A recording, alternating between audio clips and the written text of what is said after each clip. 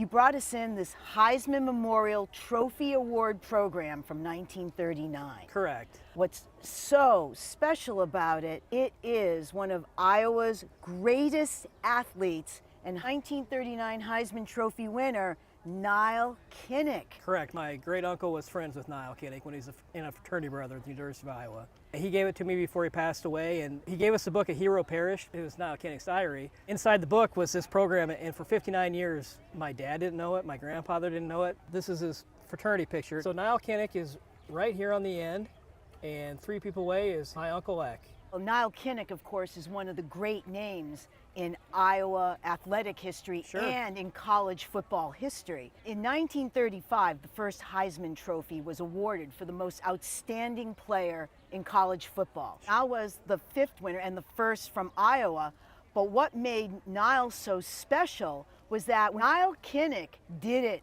all at Iowa. He was the halfback, that was his most specific position, but he was also the team's passer.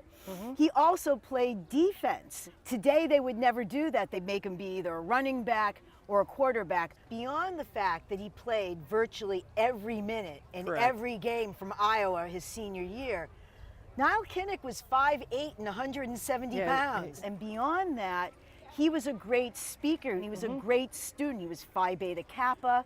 He was straight A's. At his Heisman presentation in 1939, he actually spoke. One of the lines he said was that he was so happy to have been born in America because they had football fields, whereas in Europe, they only had battlefields. Correct.